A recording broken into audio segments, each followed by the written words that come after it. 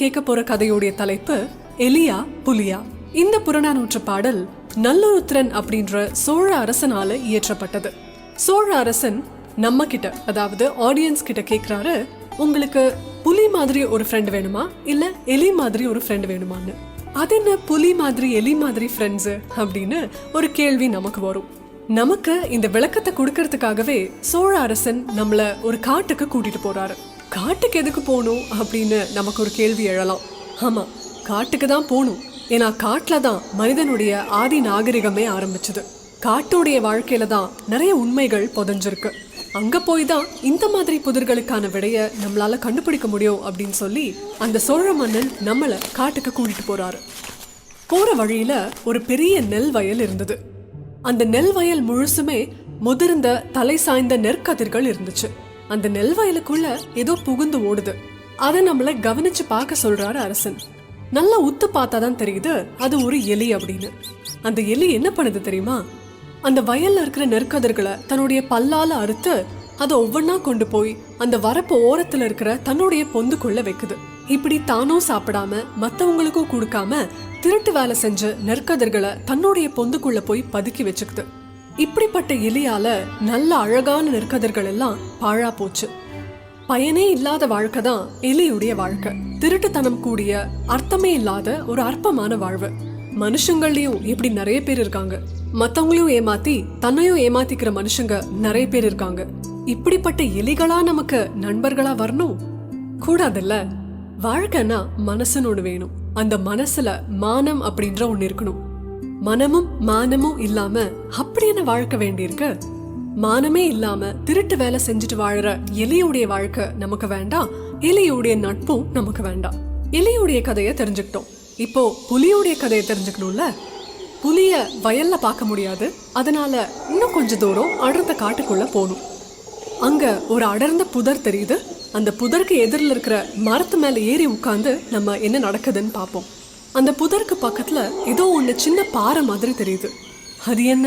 ஒரு யானை அங்க புதருக்கு பக்கத்துல மேய்ஞ்சிட்டு இருக்கு. கொஞ்ச நேரத்திலேயே புதருக்குள்ள செடி கொடியெல்லாம் அசைய ஆரம்பிச்சுது. ஏதோ சலசலப்பு உண்டாகுது. யானை மிரண்டு போய் திடுக்கிட்டு நிமிர்ந்து பாக்குது. புதருடைய சலசலப்பு அதிகமாகுது. அடுத்த நொடியே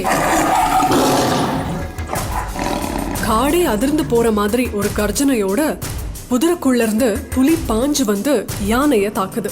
யானையுடைய மத்தகத்துல அது வேகமா மோதுது. யானை புலிய தாக்க, புலி யானைய தாக்க ஒரே ரத்த கலரி ஆயிடுச்சு. புலிக்கு வலிமை அதிகம். போதா குறைக்க அப்ப அதுக்கு பசி நேரம் வேற. யானையுடைய ஆற்றல் அந்த புலியுடைய வேகத்துக்கு முன்னாடி எடுபடல. மத்தகத்தை பிளந்து தன்னுடைய வெறிக்கு யானையுடைய உயிரை இரையாக்கிச்சு புலி. யானை கொஞ்சம் கொஞ்சமா சக்தி இழந்து ஒரு ஈனஸ்வரத்துல அலறிக்கிட்டே புலியுடைய இடப்பக்கமா விழுந்து உயிர் விட்டுச்சு. என்ன ஆச்சரியம்னா, புலிக்கு நல்லா பசியா இருந்தும் கூட அது யானைய சாப்பிடவே இல்லை. யானை இடப்பக்கம் விழுந்திருக்கு அப்படிங்கறதுனால அது பேசாம இருந்துருச்சு. புலி கிட்ட மானம் நிறைஞ்ச ஒரு பண்பு இருக்கு. தான் எந்த பிராணியை கொல்லுதோ அது தனக்கு வலப்பக்கத்துல விழுந்தாதான் அது சாப்பிடும். அது லெஃப்ட் சைட்ல விழுந்துச்சுன்னா அது தனக்கு தோல்வி அப்படின்னு நினைச்சுக்குமாமா. அதனால கொடூர பசியில் இருந்தும் கூட அந்த யானை லெஃப்ட் சைட்ல விழுந்தனால அந்த புலி சாப்பிடவே இல்லை. அந்த யானையவே கொஞ்ச நேரம் வட்டமிட்டுச்சு. கொஞ்ச நேரத்திலேயே அந்த பக்கமா ஒரு காட்டு பசு வருது. புலி பதுங்கி பதுங்கி அந்த பசு மேல குபீர்னு பாயுது. பசுவை அடிக்குது. அந்த காட்டு பசு புலியுடைய ரைட் சைட்ல விழுது. அதனால புலி அந்த பசுவை தான் சாப்பிடுது.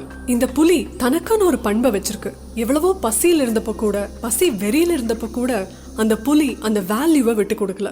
மனுஷங்களையும் இப்படி வேல்யூஸை விட்டு கொடுக்காத, எந்த விஷயத்துக்காகவும் எந்த பெனிஃபிட்காகவும் தன்னுடைய வேல்யூஸை காம்ப்ரமைஸ் பண்ணாம இருக்கிற மனுஷங்களும் இருக்காங்க. அப்படிப்பட்ட மானமும் பண்பும் நிறைஞ்சவங்க தானே நமக்கு ஃப்ரெண்ட்ஸா வரணும். சிறுமைய செஞ்சு சிறுமை அடையிற எலியை விட சிறுமையை வெறுத்து பெருமை அடையிற புலி மாதிரி நண்பர்கள் தான் நமக்கு வேணும். இந்த அழகான கருத்தை சோழ அரசன் நல்லுருத்திரன் நமக்காக இந்த புறநானூற்று பாடல் மூலமா சொல்லியிருக்காரு. புலி மாதிரி நமக்கு கிடைச்சிருக்கிற ஃப்ரெண்ட்ஸை நம்ம வேல்யூ பண்ணலாம். இந்த நல்ல கருத்தோட நிகழ்ச்சி நிறைவு செய்யலாம். இந்த நிகழ்ச்சி பத்தின உங்களுடைய கருத்துக்களை எனக்கு நீங்க சொல்லலாம். ஃபேஸ்புக் அண்ட் ட்விட்டர்ல என்னுடைய ஹேண்டில் வினிதா விஜயகுமார். மீண்டும் அடுத்த நிகழ்ச்சியில் சந்திக்கும் வரை நல்லதே நடக்கும். நடப்பதெல்லாம் நன்மைக்கே.